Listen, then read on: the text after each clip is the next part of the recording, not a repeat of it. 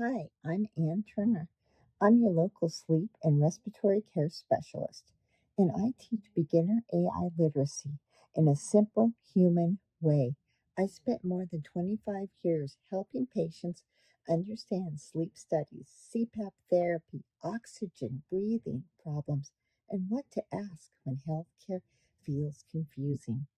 Now I'm helping people learn how to use AI tools like Claude with confidence. So please follow me if you want simple AI lessons, sleep education, healthcare tips, and real examples you can actually use in your life. Today I'm going to show you how to think of Claude as your new AI helper you just hired. Not a robot, not magic, not something to be afraid of, just a new helper that needs clear instructions. And then I'll show you how to use Claude to prepare 5 smarter questions for your sleep doctor. Most people do not need another big AI lecture. They need one useful win. So today, imagine this. You just hired Claude. Claude is your new AI helper. But just like any new helper, Claude needs to be onboarded.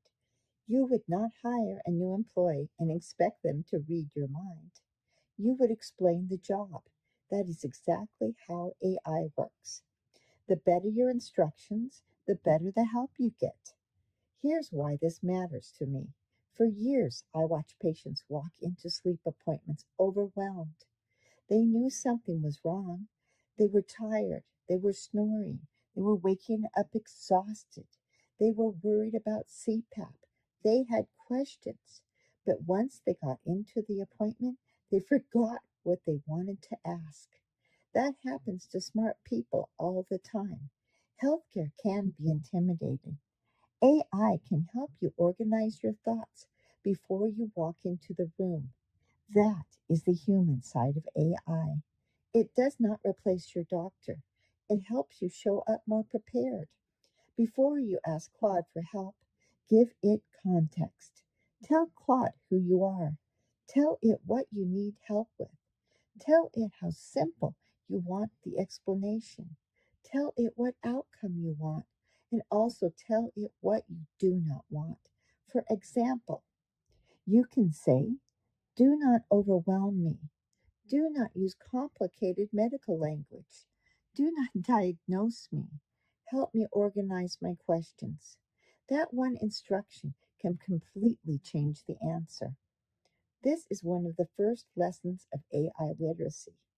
Better instructions create better answers. Again, better instructions create better answers.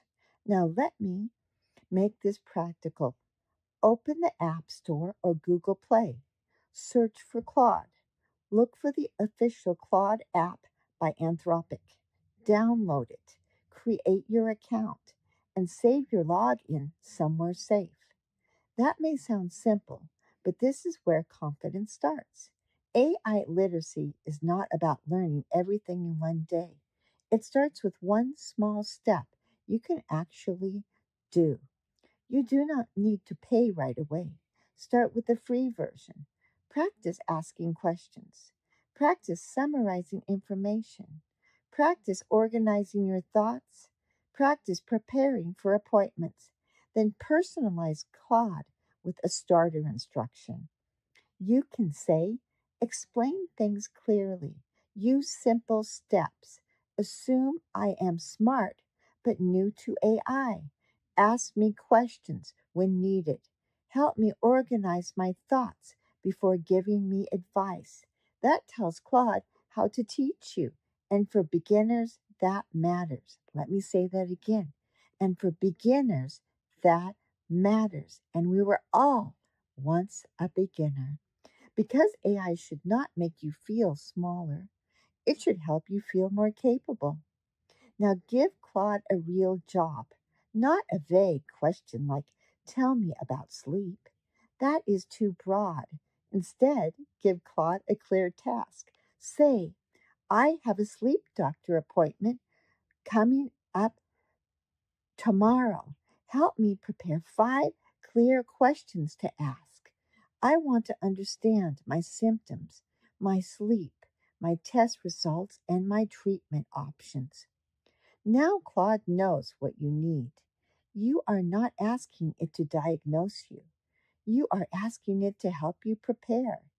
This is a safe, practical, powerful way to start using AI. The first two questions help point the conversation in the right direction.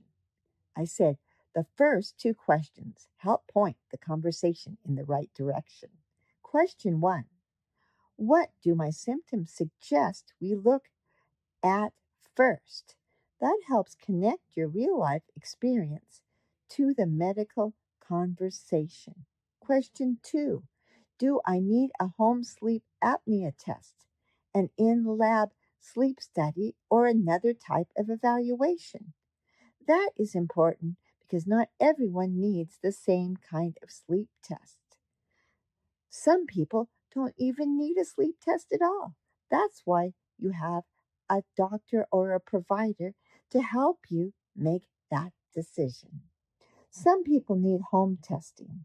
Some people need an in lab study. That's where you stay all night in a sleep study lab or sleep lab, and they personalize your care so that you can find out all the details about your sleep. Some people need a deeper look at oxygen movements, insomnia. That's where you have difficulty staying asleep at night and falling asleep, insomnia, medications, or other sleep problems. Better questions help your provider understand what needs attention first.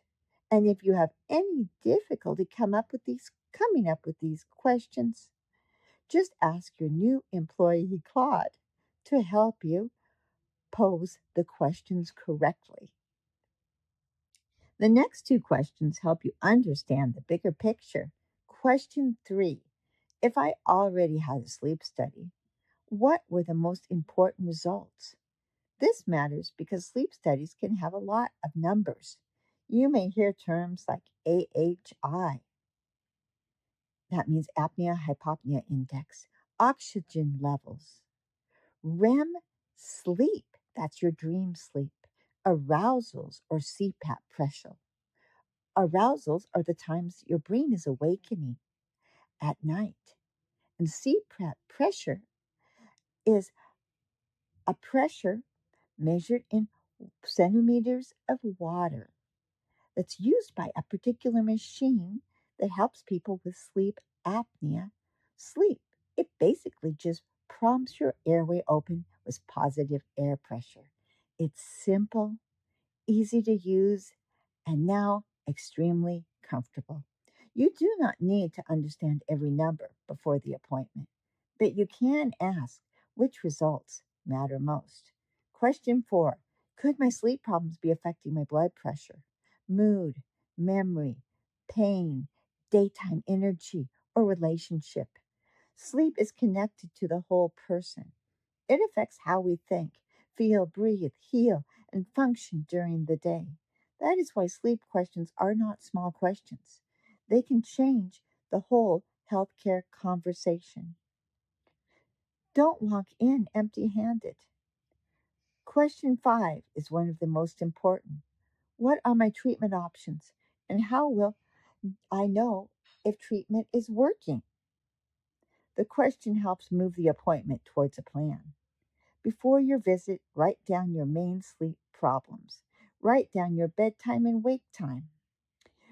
Write down if anyone has noticed snoring or breathing pauses, or snoring or loud snoring that sounds like this.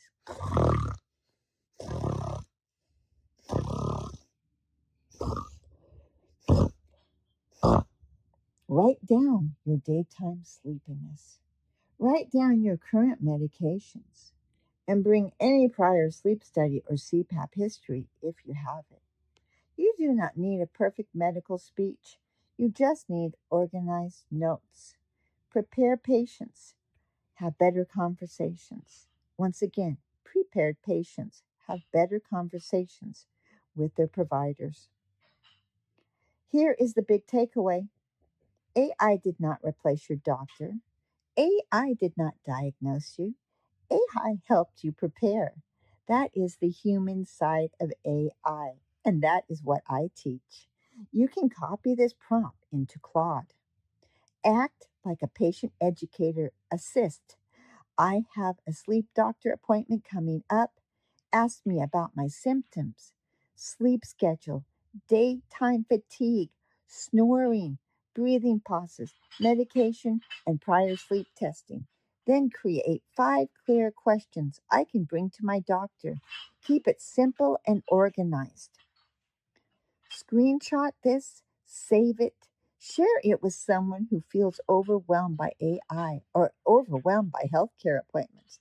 And follow me, Ann Turner AI, for beginner friendly AI lessons, sleep education, and real world examples you can actually use. Because human experience plus artificial intelligence equals enhanced experience. That is the future I am teaching, one simple step at a time.